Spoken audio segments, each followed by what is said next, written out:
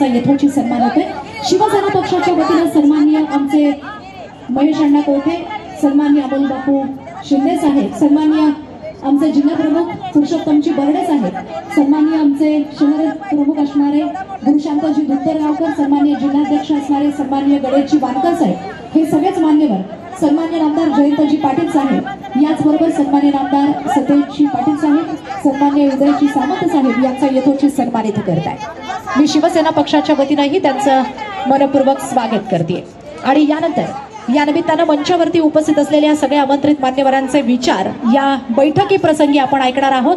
तत्पूर्वी मंचाच्या समोर उभे असलेले सगळे खाली बसा बरं, स्टेजच्या समोर उभे असलेले खाली बसा सगळे, जेणेकरून पाठीमागच्यांना हा कार्यक्रम दिसेल। स्टेजच्या समोर उभे असलेले एकतर बाजूला उभे राहा किंवा खाली बसा।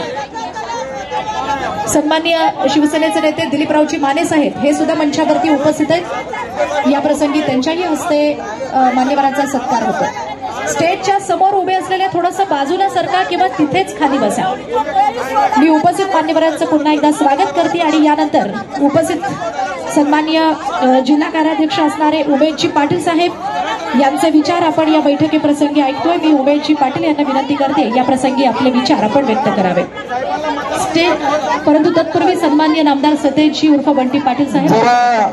काँग्रेसच्या सर्व कार्यकर्त्यांना विनंती, मी बंटी पाटील इकडे बोलायला लागलो, एक मिनिट। प्रकाशराव, जरा काँग्रेसच्या सर्व कार्यकर्त्यांना विनंती आहे, ताई जरा 2 मिनिटं बसा। ताई प्रकाशराव वरती आहे इकडं, ताई जरा 2 मिनिटं बसा। चेतनराव या इकडं, या इकडं। पदाधिकाऱ्यांनी खुर्च्यांवरती बसायचे, सगळ्या पदाधिकाऱ्यांना पुन्हा एकदा विनंती आहे, सगळ्यांनी खुर्च्यांवरती बसा आणि सहकार्य करा। सगळ्यांना विनंती आहे, सगळे पदाधिकारी बसा, खुर्च्यांवरती बसा आणि सहकार्य करा। सर्व पदाधिकाऱ्यांनी खुर्च्यांवरती बसून घ्यावे।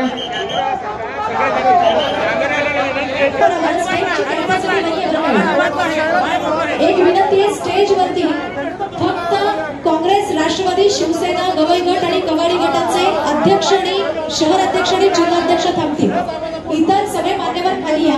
विद्यमान आमदार आणि माजी आमदार यांना स्टेजवरती बसण्याची व्यवस्था। इतर सगळे पदाधिकारी, आजी माजी आमदार, खासदार, मान्यवर, सर्व पक्षाचे जिल्हा आणि शहर अध्यक्ष एवढ्यानेच थांबायचं। इतर सगळे खाली या आणि सहकार्य करा। या निमित्तानं आवर्जून उपस्थित माफी मागितली ना, ऐका बरं। आता आपला ऐका, काँग्रेस पक्षाचा सुद्धा उमेदवार आहे, आपल्याला निवडून आणायचा आहे, आपल्यातला उमेदवार निवडून आणायचा आहे, तर ठीक आहे।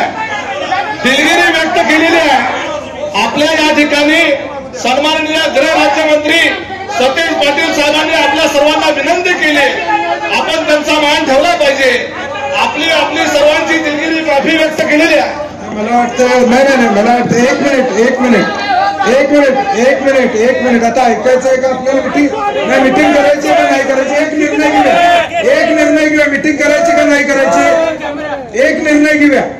मी चूक माफी मागतो, त्याने ऐकून घ्या, झालं बघा। आता पण तुम्ही बोलणार असलं तर मी बोलत नाही, मी पण निघून जाऊ का?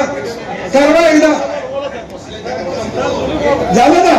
उमेश पाटलांनी जाहीर राष्ट्रवादी म्हणून बोर्ड झाला, चुकून त्याची माफी मागितली, मी दिलगिरी व्यक्त करतो। खरं आता ही मीटिंग चालू, आता हा विषय नको आहे मला।